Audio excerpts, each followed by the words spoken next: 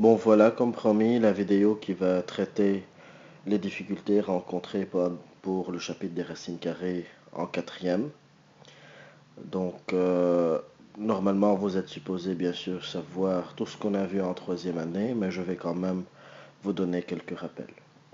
Le premier rappel, qui paraît le plus évident, le plus normal, c'est qu'un nombre élevé au carré sera toujours positif. Voilà, il y a un exemple, 4 carré égale 16. Et même si je vais élever moins 4 carrés, la réponse sera toujours 16. Donc, dans les deux cas, la réponse va être positive. Donc, la racine carrée d'un nombre négatif n'existe pas. N'existe pas en quatrième année. Et pour être plus précis, ne sera pas un nombre réel. C'est-à-dire, elle n'appartient pas à l'ensemble R. Exemple, racine de moins 16. Si je commence à faire de mon mieux pour trouver un nombre réel qui va être un nombre réel, je ne vais pas pouvoir trouver une solution. Puisque si j'essaye le 4, c'est pas bon. Parce que 4 carrés, ça va donner 16 et jamais moins 16. Et moins 4 carrés aussi. Donc, ça n'existe pas. Donc, c'est pour cela qu'on va voir dans la suite de ce tutoriel pourquoi et quand est-ce qu'il faut mettre des conditions d'existence. Et voilà pour les conditions d'existence, on aura besoin aussi de savoir quand est-ce que et comment on détermine le signe d'un produit ou d'un quotient. Donc, rappelons-nous rapidement de la règle des signes successifs vue en première année secondaire. Moins multiplié par moins, ça va donner plus. Plus multiplié par moins, ça va donner moins. Bien sûr, moins multiplié par plus, multiplié par plus, ça va donner plus, etc. Donc, ce qui rend un produit positif, c'est surtout les signes de chacun des facteurs. Donc, si par exemple j'ai le cas 25b exposant 4,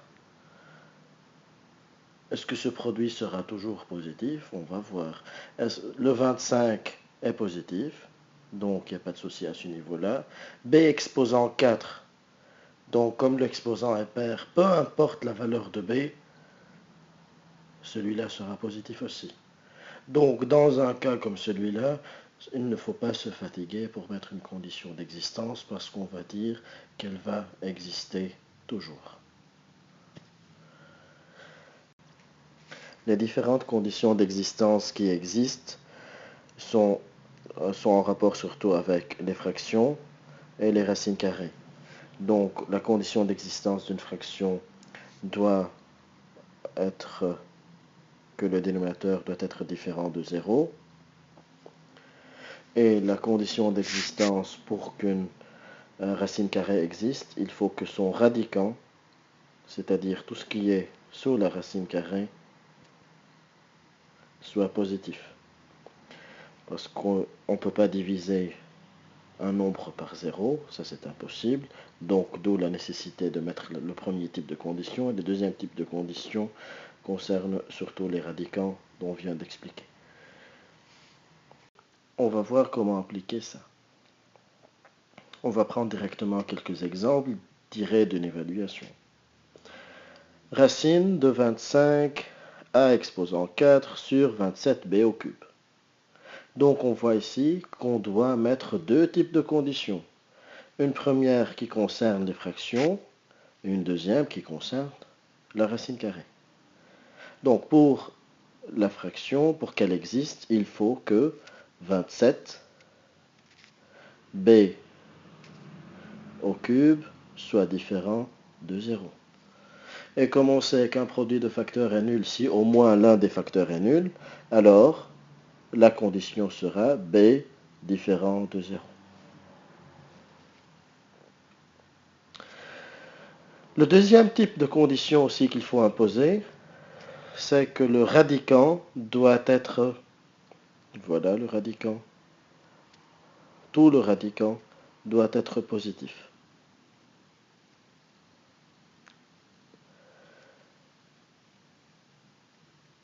Voilà.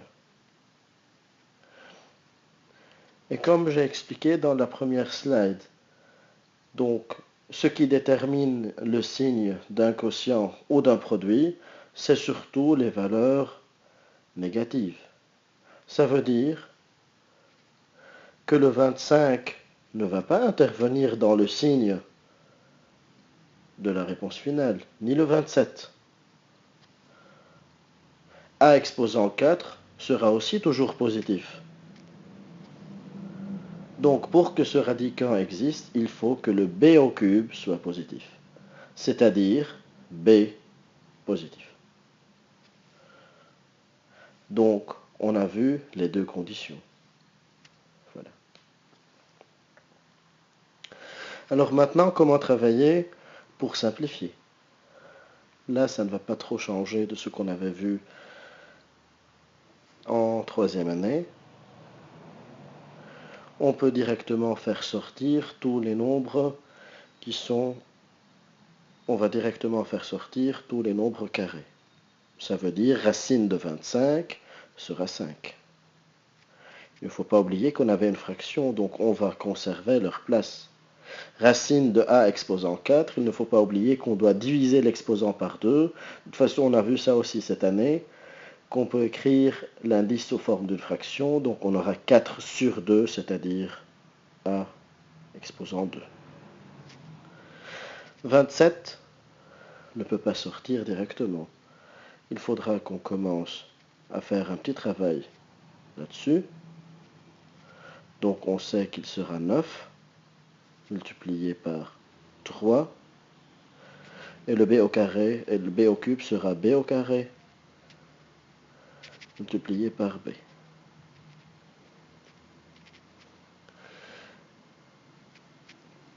Donc maintenant, on peut commencer à diviser notre racine pour faire sortir le 9, puisque racine de 9 va être,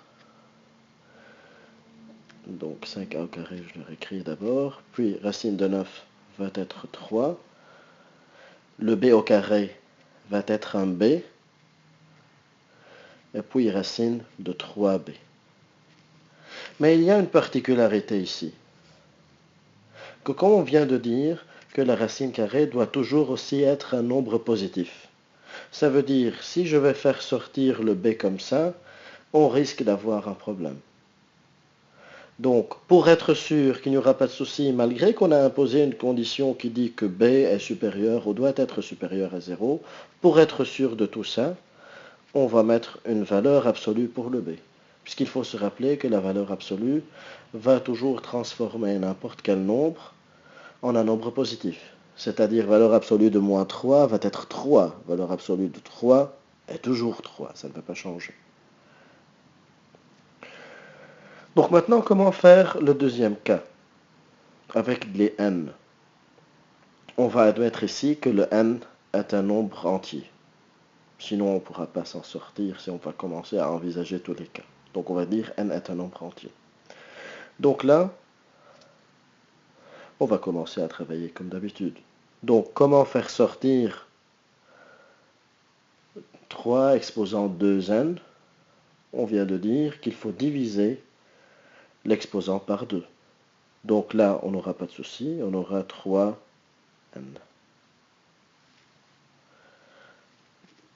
Le a sera a exposant 2n plus 2, on factorise le 2, on aura donc n plus 1 en divisant par 2. Sur 2 racines de 2 exposant 2n multiplié par 2 fois b exposant 2n plus 2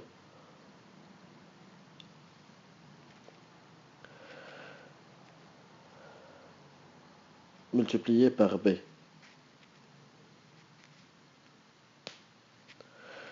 Donc là, on va commencer à travailler comme d'habitude. 3 exposant n et le a exposant n plus 1 sont déjà mis.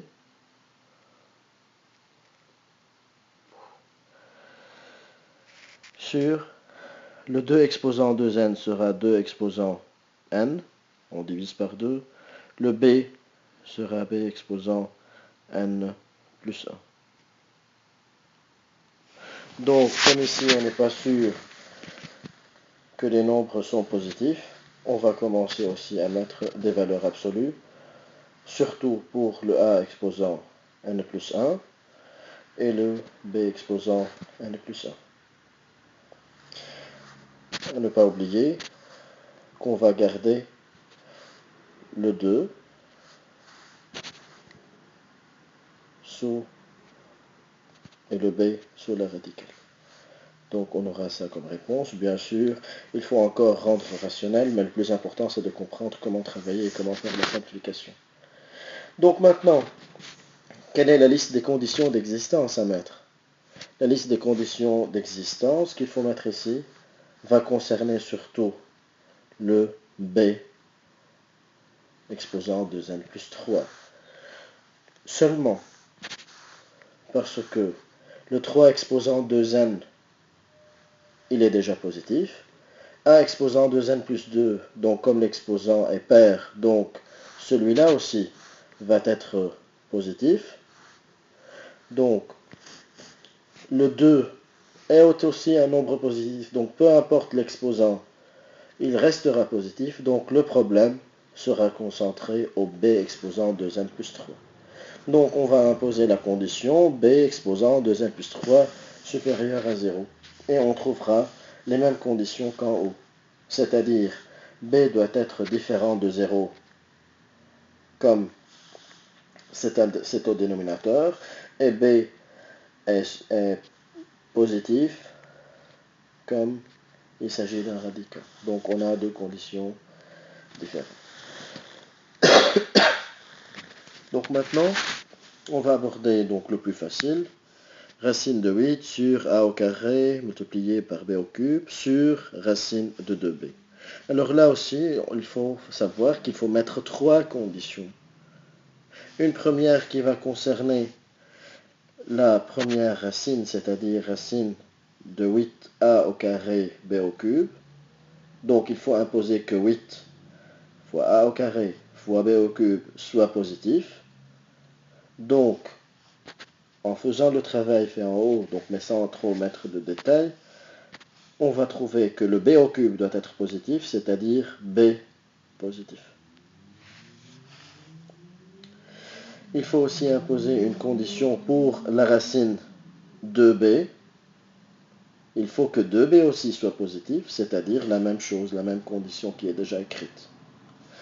Et puis finalement, comme on a une fraction, il faut que le dénominateur soit différent de 0. Donc on va écrire encore une fois la même condition qui est déjà citée en haut. Donc c'est-à-dire b différent de 0. Donc pour ces trois exemples, ils ont tous les trois la même condition d'existence. Et maintenant, on va commencer à simplifier en sachant que racine de 8 va être 2 racines de 2. Donc on aura directement 2 a d'abord, parce que le a au carré va sortir et va devenir valeur absolue de a. On vient d'expliquer pourquoi. B, valeur absolue de b, multiplié par racine de 2b. Donc encore, pour donner les détails, le 8 n'est autre que 4 multiplié par 2. Racine de 4 va être ce 2 qui est là. Le a au carré, racine de a au carré, va devenir valeur absolue de a. Et le b au cube n'est autre que b au carré multiplié par b. Donc le b au carré va devenir valeur absolue de b. Et racine de 2b, c'est ce qui reste. Donc sur racine de 2b. Et là, comme on a une multiplication, on peut simplifier tout simplement ces racines. Ici, ce n'est même pas nécessaire de rendre rationnel. Donc, et on a notre réponse.